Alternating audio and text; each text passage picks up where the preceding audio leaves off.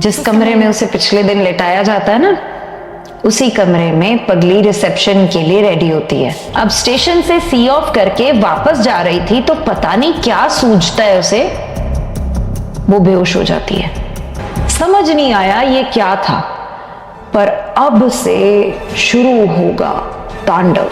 वो गाड़ी से उतर के बाहर आती है। उतने में उसका हस्बैंड आ जाता है। वो पगली की इस हरकत से इतना गुस्सा हो जाता है कि कार में बैठते ही पगली को जोर से एक थप्पड़ लगाता है।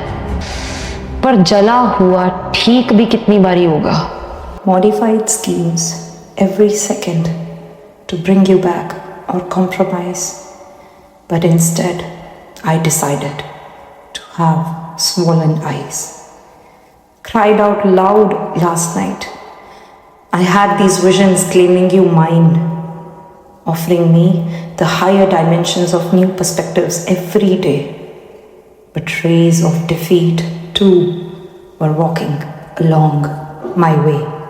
एहसास बहुत बड़ी चीज है, पता है, बहुत अंदर से ताकतवर। जब सुनने, देखने, बोलने की शक्ति खत्म हो जाए तो एहसास ही है जो काम आता है।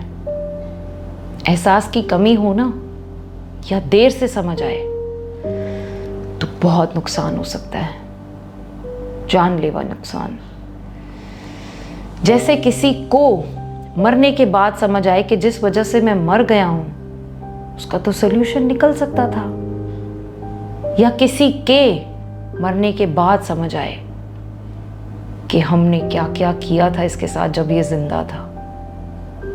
ये तो हुई एंड लेवल की बात, क्योंकि जो मर जाता है उसके एहसास ठीक है इतने काम के नहीं रहते, लेकिन जिसे जिंदा रह के देर से एहसास हो कि अब कुछ नहीं हो सकता, यकीन मानो इससे वर्स्ट फीलिंग कोई नहीं हो सकती। पगली के अंदर तक पछतावे के एहसास पैदा हो रहे थे अब, लेकिन उसकी गलती थी। फिर क्या हुआ, कोई गाड़ी की विंडो तोड़ने तक पहुंच जाए कि गाड़ी साइड करो।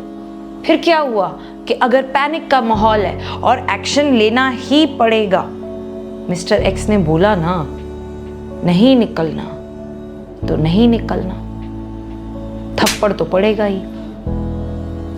अगले दिन हनीमून की पैकिंग करते वक्त पगली को अपना दोस्त क्लेम करने वाली उसकी सास उसे बुलाती है और बोलती है, बेटा मेरा क्या भरोसा, आज हूं कल नहीं, वैसे भी मुझे डायबिटीज है, तुम कोई फैमिली प्लानिंग मत करना, हाँ बच्चा कर लो फटाफट, बाद में अपनी जिंदगी मजे से जीना है ना। सोचो बेटा, एक बार फ्री हो जाओगे तो आराम ही आराम, हाँ ठीक है ना बेटा, हाँ कोई डिले नहीं करना, कोई प्रोटेक्शन नहीं, बच्चा कर लो। इतनी भी दोस्ती नहीं थी, या फिर ये क्या था। अब पगली पड़ गई सोच में। थोड़ी ईगो तो उसकी भी हर्ट हुई ना कि ऐसे कैसे बोल दिया इन लोगों ने, अब तो इसका ऑपोजिट ही करूंगी। बच्चा, वो भी इस एज में, 19 में, टीन, क्या अजीब दुनिया है।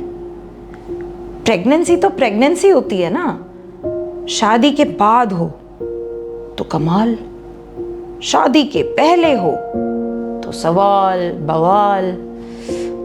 अब उसका ये टारगेट था कि वो मिस्टर एक्स को कैसे मनाए अपनी फेवर में, कि उसकी वाकई अभी एज नहीं थी, वो तो खुद अभी बच्ची है। It didn't work. माँ की आज्ञा का पालन जो करना था, मजाक है क्या।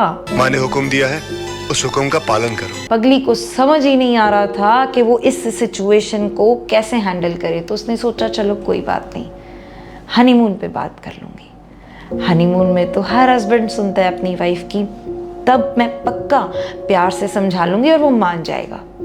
चलो भाई, पगली निकल पड़ी सिंगापुर अपने हनीमून के लिए। ये पीरियड सबका स्पेशल होता है ना।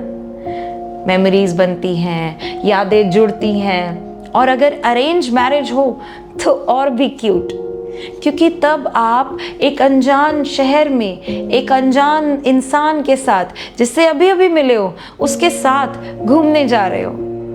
उसे जानोगे, उसे पहचानोगे। उसका भी बहुत स्पेशल था।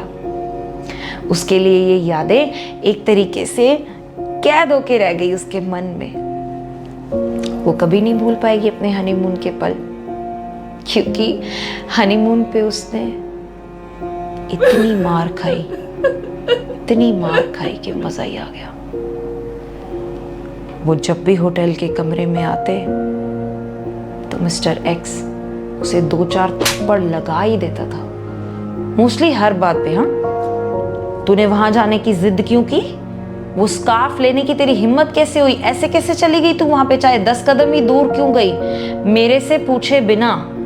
और ये क्या कपड़े पहन रखे हैं? चाहे नी लेंथ ड्रेस है, पर इसके नीचे कुछ पहन, अपनी औकात में रह। एक दिन तो इतना स्पेशल हुआ कि मिस्टर एक्स ने कमरा तक अलग करने के लिए रिसेप्शन पे फोन कर दिया, सिंगापुर में ही, क्योंकि